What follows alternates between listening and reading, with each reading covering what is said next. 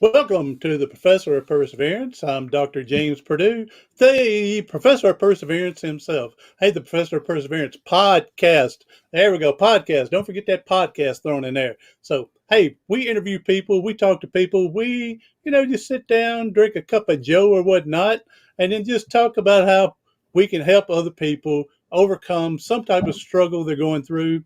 And today our topic is on divorces. I've never been through a divorce, never been through a marriage. So this is going to be new for me and educational as well.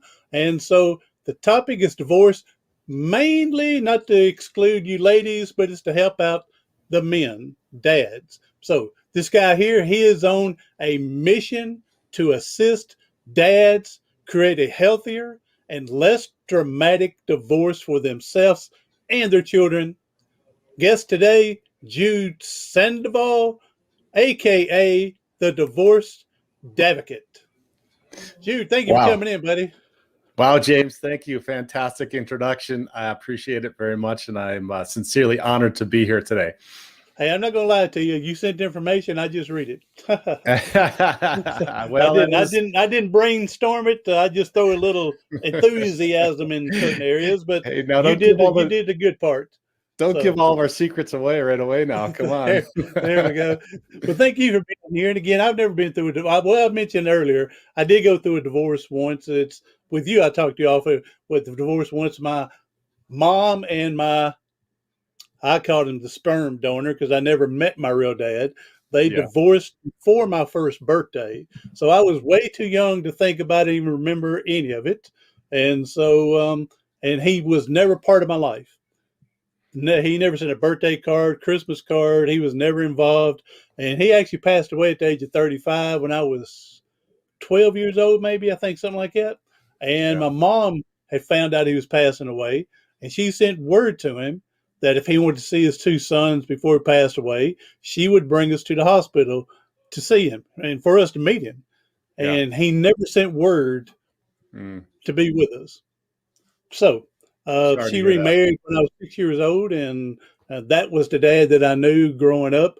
Again, I told you before we got started, he loved me when I needed it, and he busted my butt when I needed it. So, and then he passed away when I was 16. We had him for 10 years. So, but that was my dad. All right. So you have experienced divorce, because divorce is not just a vacuum that is experienced by the two people that are divorcing, which is a large part of why I got involved in this, is that I have 3 children, 3 daughters, and the impact on those around you is equally as significant, and you might even argue more significant on them than it is on the 2 participants in the divorce. So I think that's fantastic to be able to maybe hear a little bit about your experience also from the kids' perspective, right? Because that's a huge part of it, and something that we talk about a great deal in our forums, in our men's groups, and also on my podcast as well. Well, and up to him 6 years old when my mom remarried, and he was a divorce as well. But when remarried, when I was up to 6, up to that point, my brother and I, we thought all families was just mama raised us, right? But because she didn't have men coming in the house and dating and everything. She dated this one here for a while, a year maybe, and they got married, and so we didn't know men actually come and stayed in the house forever. Yes, yeah, and that's unfortunately more and more common these days. I am also I don't want to say, you hear product of divorce, but I've experienced divorce from the children's perspective as well. My parents were divorced too. And so part of what we do in coaching dads and helping dads through this and being dadvocates, like it's a funny name, but really it's assisting them in understanding and learning what that dynamic is, because oftentimes what you just described continues on generation after generation, right? So my parents got divorced, and I was just not ever going to get a divorce, right? So I was going to be married. I was going to get married.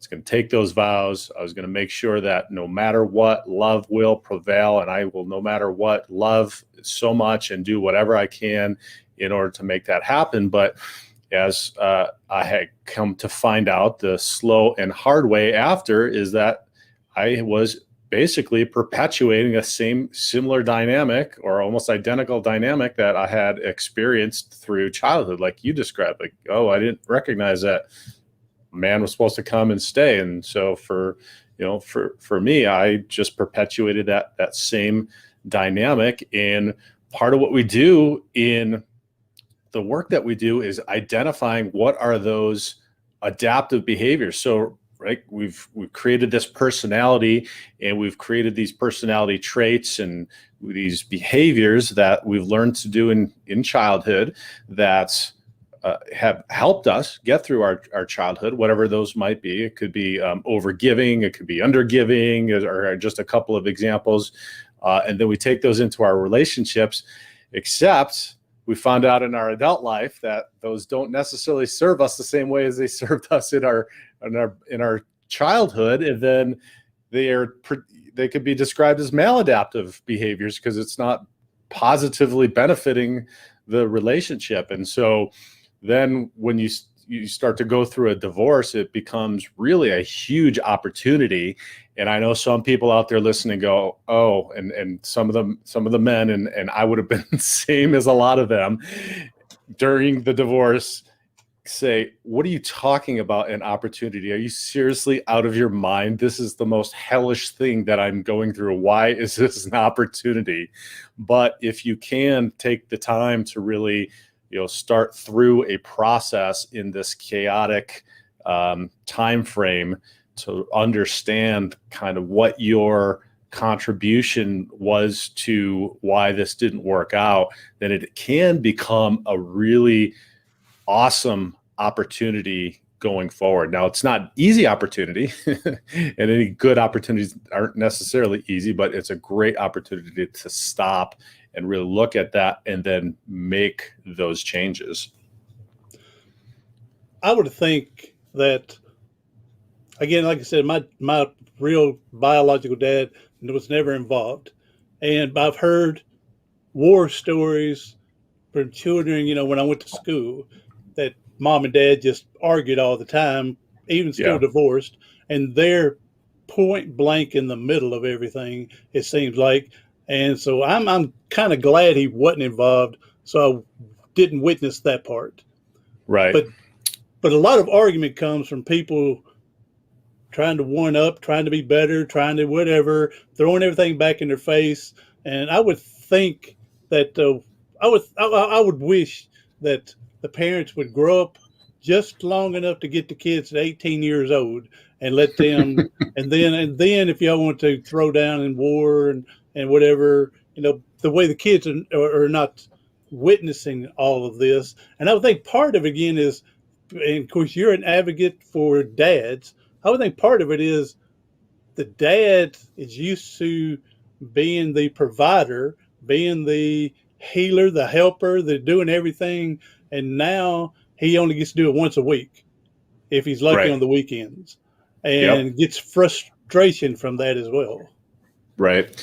So first, I just want to say there's no better or worse experience in divorce, whether that's, that your dad wasn't involved and maybe that was a blessing, but we all have some lessons that we're needing to learn throughout this process. And for me, that was a really freeing reframe, let's say, of the situation for me, because I had a ton of guilt around a failed, quote unquote, failed marriage. And when I was able to, long after now, it's been about almost 9 years that I've been divorced, but to see some of the benefits for my daughters and them learning how to deal with things based upon the relationship that they have now with my ex, with me, the dynamic that we have, and what they've been able to learn through it. I'm far enough down the road now to be able to see that there are some things that they would have never, ever learned, that I could not have ever provided an environment or an opportunity for them to learn had they not experienced going through that. So for any of the men, even women listening out there, understand that that's okay that you're going through this, and it's okay. Your children are going to be okay. Children are resilient. Look, you're here, I'm here. We both went through Yes. it. We're looking to give back and help, provide some perspective, and understand that persevering through this stuff can be a positive thing for them. So I just wanted to clarify that. Just, there's no right, there's no wrong, there's no better, there's no worse. It's all experience and all feedback. And if you can reframe your mind around that, it's a really good way to try to move forward.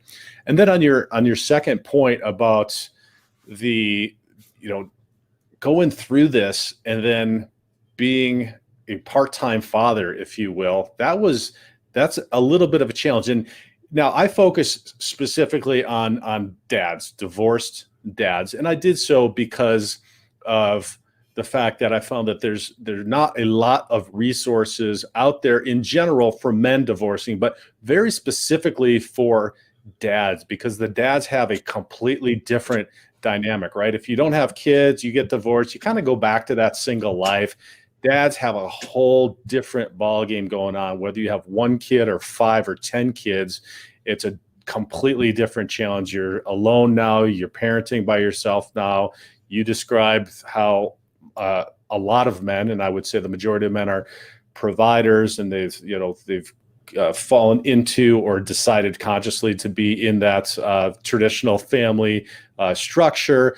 And now this becomes a non-traditional family structure, right? You're a single dad, and oh my God, that is like the biggest, scariest, most chaotic thing, particularly when you first get that, maybe get served those papers, right? Because as men, we have these general masculine tendencies that like order and have a direction and want to know what's the next step, etc. And then all of a sudden we're in divorce and everything is chaotic, turned upside down and uncertain. And that is not a comfortable place. So that's why it's my goal to be able to help sort through that, because by doing so, we create, a healthier divorce, right? For the dads, which in turn will create a less traumatic experience with the children, because that's really, if you get your perspective right,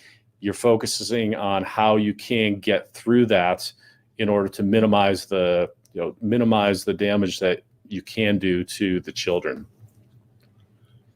You mentioned earlier, and I would think that for most men, this is married and I'm married, we do a lot better, like you said, when we have organization, we know what to expect. We got a blueprint and we just follow that. We're in good shape. It's when we have to deviate, then the old thing, we don't need no map to get us where we're going, or ask us where to go. We'll figure it out from there. Right. Yeah. So, but if we could have that blueprint, it's much easier on us from there. Right. Yep. Exactly. It's a challenge, but that's part of what, as a divorced advocate and the community that I've built and that we continue to build, is providing some of that support.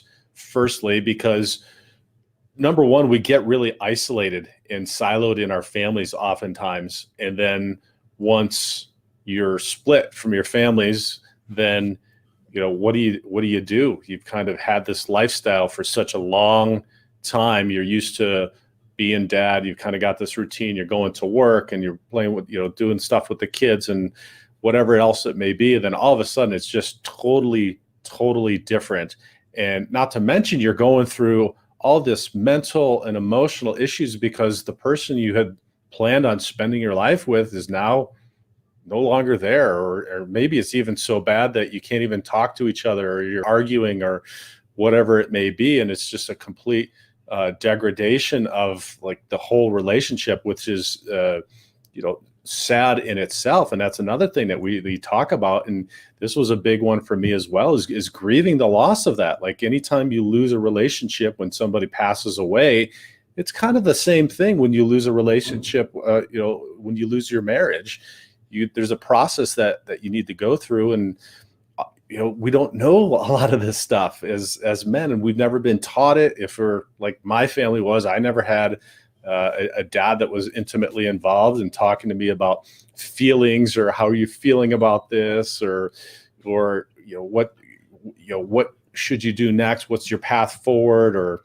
do you need to be disciplined about something? Or do you need to, we fall down as kids and dad say, "Y'all put some dirt on it," yeah, and yeah, we're taught to be strong and not show emotions. And now exactly. here you are completely confused. Again, like you said, the feeling of a failure, and you're beating yourself emotionally and mentally from this. And so now you're having to learn to reestablish a new identity, Yeah. divorced dad. Yeah. Yeah, exactly. And I tell you, kids are one of the best things for helping you to identify what those feelings are, because whether they're boys or girls. So I've had the good fortune of having 3 girls. So I've really been forced into it, right? It's and now they're teens. And so now that it's like feelings all day, all the time, it's like, what are you feeling? There you And go. that's good.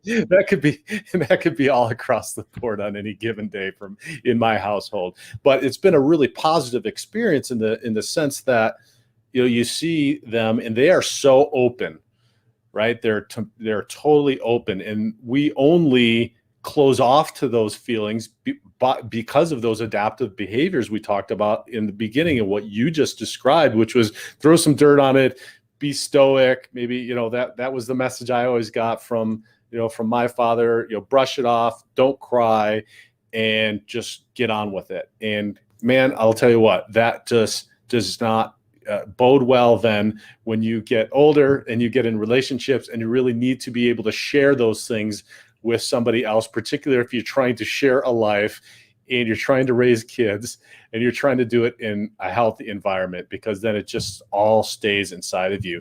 And then it's going to come out somewhere, right? It's got to. It's just like a pressure cooker. At some point, the pressure gets so big, it's going to explode. And oftentimes what happens is that pressure cooker where the cracks start happening, where the explosion happens, is in the relationship. And then it all goes to heck. Well, I was going to say, yeah, we bottle up our emotions because that's what we were brought up. Don't show your emotions. Don't get out there. Don't whine and cry. And then so instead of opening up to someone, a group, an organization, a divorce advocate, and instead of doing stuff like that, then we want to bottle it up. And then when we finally do explode, it's on a new spouse or wife. Yeah. And then they're the ones listening through what you've been through. And whether they've been through a divorce or not, they may or may not understand what's going on. Yeah, exactly. And if you haven't done the work and really identified what your part of it was and how you can change that, then you're just going to perpetuate the same thing. And I did that. So I did everything wrong after, right? Got into another relationship, trying to fill the void from before. Same things happened until so I'm a little dull, a little dense. So I got to get beat on the head a couple of times before I actually wake up and go, oh, okay, yeah, maybe I got to stop doing the same thing. But I also wanted to make a 2 points to what you just said also, which is find a community if you're going through this, men or women, but find a community, find somebody to talk to. And if you've got the means, therapy is fantastic. Therapy and coaching together is great. But even if it is just it could be a step group, it could be a church group, it could be even if you just have a friend that you can have a beer and talk with. That's all I had, and that was frankly what got me through the stress of it. Now, on that note, friends don't necessarily always have the best advice, right? They're not professionals.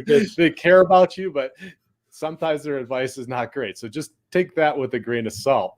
And the other point I wanted to make about the feelings is you would be amazed. And I think it's a wonderful thing, but We do some group meetings, and actually they're free group meetings, and I'll give you the link for the show notes, and you can put those out for anybody that wants to join. We have free group meetings, and you'll be amazed. After one man says, I was just in bed, curled up, crying myself to sleep last night, the collective sigh of relief of all the other men going, oh my God, him too. Yeah. It's It wasn't just wow. me. I thought it was, all right. I thought it was just me. I thought I was the only one having these feelings or going through this, or like I felt weak or whatever. So it's an awesome, again, opportunity to be able to get back in touch with your feelings and then go forward and learn how to, to deal with those. And then that can be a learning experience for your kids, because whether we like it or not, this was another aha for me.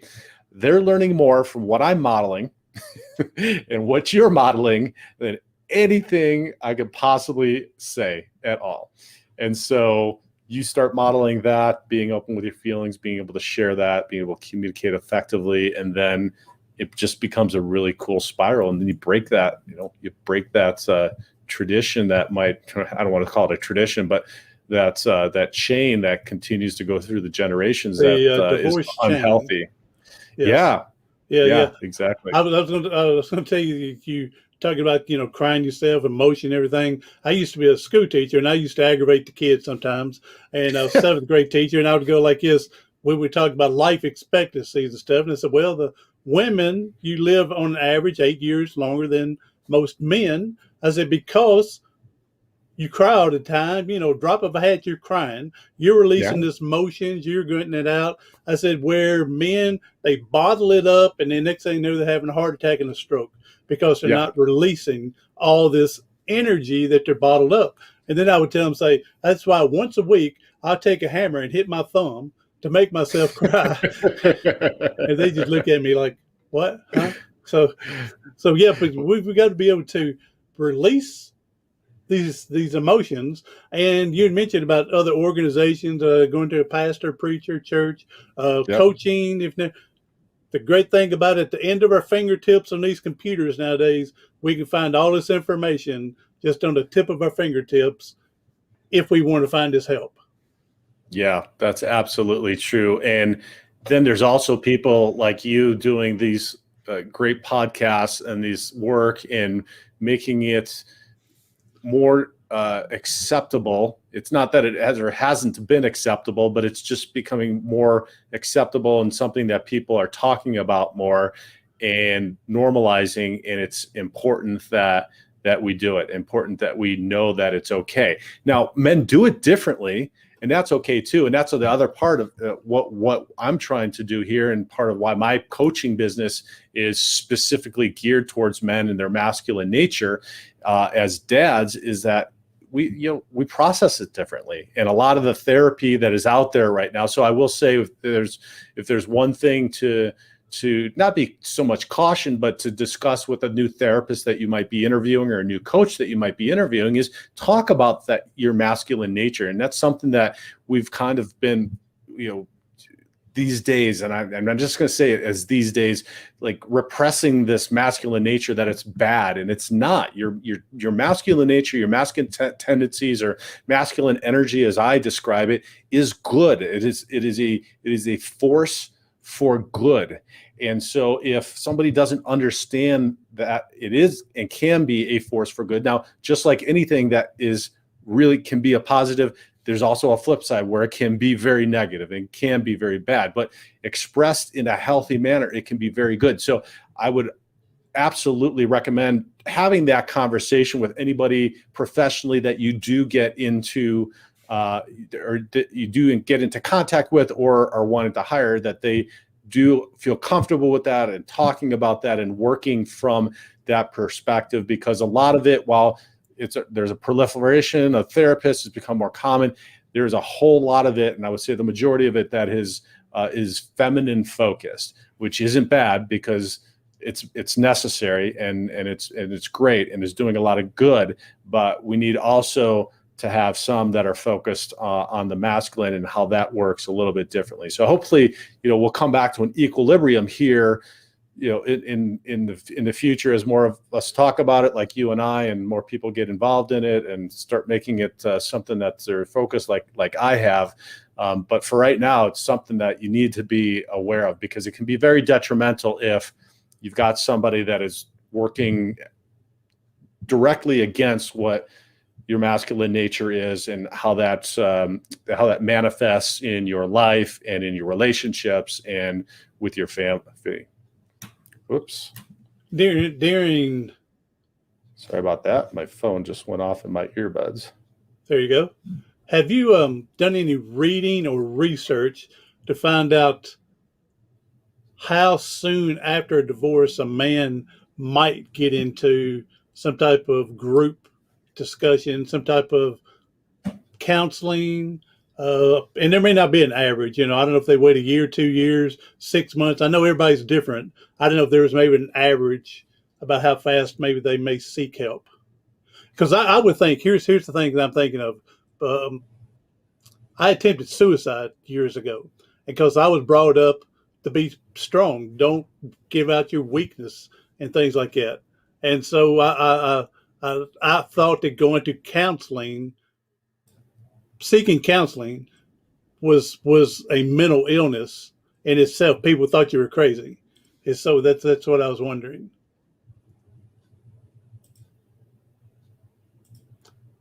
Oh, I think we lost Jude. All right. Sorry. I'm back. I apologize. There we go. My earbuds. All this technology makes you so convenient, and then when it screws up, it just throws a wrench in the middle of everything. So I apologize. I did not catch your Okay. question or commentary, if you don't mind repeating. Technology is great when it's working. So yeah, or when the user knows how to work it too. there you go. We just get to the main question: is have you done any research or reading on how soon a male may go to counseling or a group setting to express what's going on after a divorce? Like, for instance, like I was saying a minute ago, I attempted suicide years ago because I grew up, don't express, you bottle it all up. And back then growing up, if someone saw a psychiatrist, they would thought they were crazy.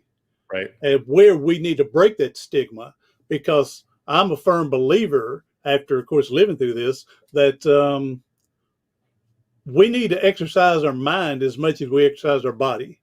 We try to stay physically in shape. We need to be mentally in shape as well. And if that's seeing a psychologist, psychiatrist, a preacher, a minister, a best friend, a group organization, talking with you, the divorced advocate, we need to be able to exercise our mind as well.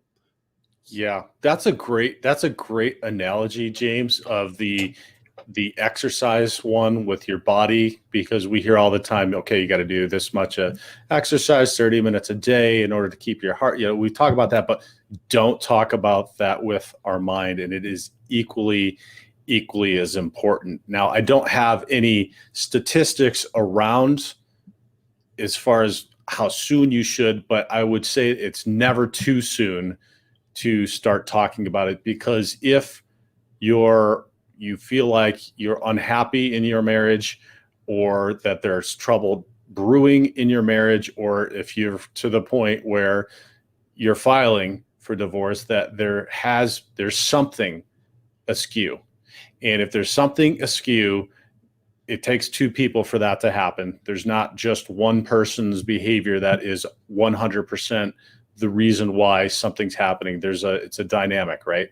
So the sooner you can talk to somebody, the better. Now, I have dads that come to me that aren't divorced yet, but are unhappy and are thinking about this and want to know and understand. And I welcome them with open arms, because you do not want to go through a divorce. This is not an experience that you want to take lightly. It is, there's not a winner in divorce. Oh, yes. It is extraordinarily mentally and emotionally difficult.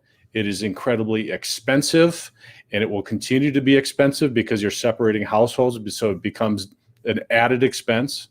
So there's not a winner in divorce. Now, it is an opportunity, again, like I said, but if you're thinking about it, or if you know somebody that's thinking about it, or you know a dad that's thinking about it, have them connect with somebody in therapy, in coaching, whatever it may be, before doing this and before making this decision. Because if you can't avoid it, and oftentimes you can, sometimes it's just not possible, but oftentimes you can, then that is going to be a huge, huge win for you and for your spouse, for your children, for your family in doing the work. So it's the same opportunity that I'm talking about as, when you're going through a divorce and assessing what's going on and what your end of it is, and, going through the process, but it's just happening sooner and mitigating any of the damage that could potentially happen during divorce.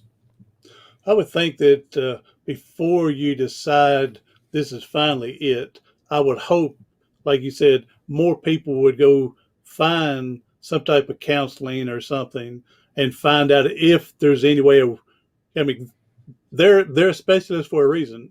And they may give you 5 other different avenues to try that you never thought of first. And of course, with the spouse as well, like I said, it takes 2 to tango in this. And so where everybody's on the same page, where you're trying all but again, somebody like the divorce advocate or counseling preacher, whoever, they can go, well, have you tried this? Have you tried this? Have you tried this? And then give you different options to go at least try and go through as many as you can before you make a final decision. Yeah, absolutely. We all have our blind spots, right?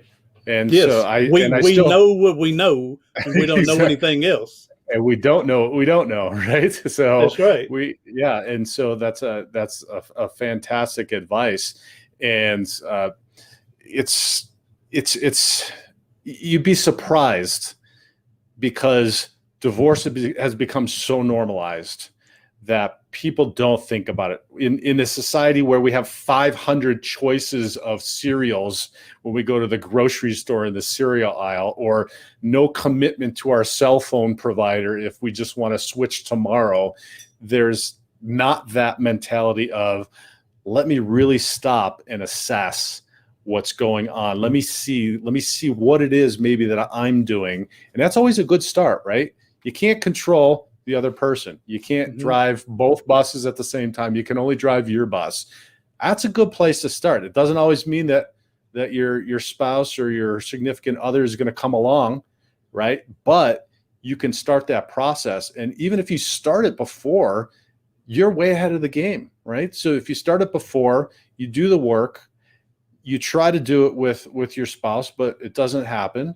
And that was my experience. At least you know that you can take what you've learned and take that process and then start building upon it after. And you're going to be in a much healthier frame of mind, place in going forward through that, knowing more about yourself and how you can mitigate this process. So great point. Those are great points. Give it the old college try. So, yeah, exactly. And like exactly. You said, you hop on the bus first and go do what you need to, and then again, better educate yourself, better make yourself more educated and aware. Your spouse, significant other may see the difference and want to know what's going on here, and then jump on board with you. Yeah, they talk about. So we talked about modeling with kids, but it's the same things in relationships. If you want to be have a healthier family, one of the things that in my steps, so I go through some steps with dads when they're going through this, and one of those is optimizing your environment. So when you know that you want to get fit, right, maybe get healthier, you start to optimize your environment to be able to do that. You maybe get rid of the junk food around the house, maybe don't go down that cereal aisle when you go to the grocery store, and you start creating an environment that is conducive to what your goal is. And that's the same thing in your relationships. And that can happen anywhere, right? It doesn't have to be with your personal relationships or with your children. That can be at work, that could be at your church, that can be anywhere that you want to see, you have a goal that you want to see some sort of improvement, optimizing that environment, and then, taking hold of that steering wheel on your bus and going forward. And you'll be amazed You'd be amazed. I'm always amazed. Like, I'll be scared. Like, my podcast was one of them. I just put it off and put it off and put it off because I was worried about this and that. And then it's like, finally just, took the wheel and said, I'm going to do this.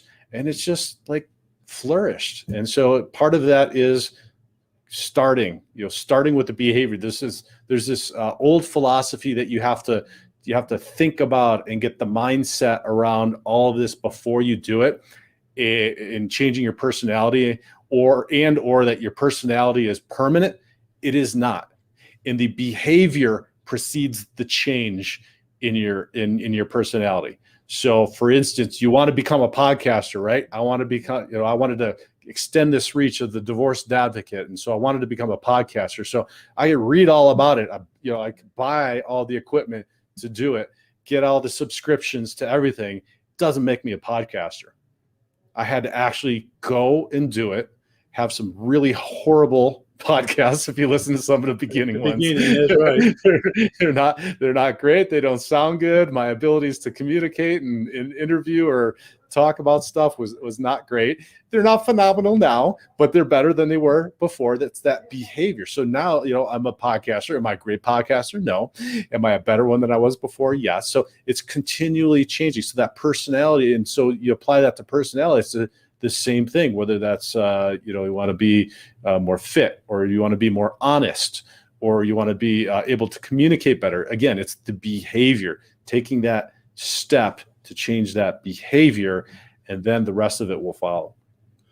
And our guest, Jude Sandoval, the divorce advocate. And I want to thank you for being here. I mean, you've thrown out a lot of stuff here, and I mean, a lot of stuff that people, like I said, been through or going through a divorce, they're going to understand. Like I said, I've never necessarily been through it as much like this, but I'm with you 100%. People need to than to sit back in the caveman stay and go, all right, I'm going to just ball over here and throw a rock out there at the window and, get some help. Try to save the marriage if possible. If not, there's still a great life out there that you and everybody can live. The family, the kids, even the ex can even support each other and help each other. So I appreciate Absolutely. you passing the message and helping out people. It is my pleasure, James. And I'd like to offer something for free to your audience out there. And this is a guide. It's called Dad's Guide to Divorce. And so if you're contemplating or going through a divorce, even if you are divorced, it's just it's a brief 10-page guide on giving you some tips on how to go through that process. I told you I've got like a 5-step process that I work men through. It's my 5-step process. So if they go to Dad's Guide to Divorce.com, they can download that. It's a free PDF, and hopefully that'll give them some value. That, and I'll put those in the show notes. And you also mentioned about a group. Yes. So we give a link to that as well. Yep, I will give you the link to that. I don't have a fancy URL name for that, but I have the link that I'll give to you to put in those show notes. And we meet bi-monthly. It's 100% free, and we've got fellows from all across the country that tune into that, and we're just sharing and supporting each other during this difficult, challenging time. There you go. Provide support to help out each other. So that's good. All right, Jude, I appreciate you coming on. And everyone else, hey, Jude, one last thing. Now, we know that people are struggling, especially someone during the divorce. If you can give a positive message that can help them get through today, that would be awesome. So my positive message to anybody going through divorce, or specifically to the dads going through the divorce, is that there is a light at the end of the tunnel, and that this experience, as difficult and as challenging and as stressful as it may be, is leading you in a positive direction for your life and a positive direction for your children. We may not be able to see or understand what that is at the time, but having gone through it and been out, the backside of it, and now down the road even a little, I can look back and I can see all those. So just stay with it. Dads, you are important.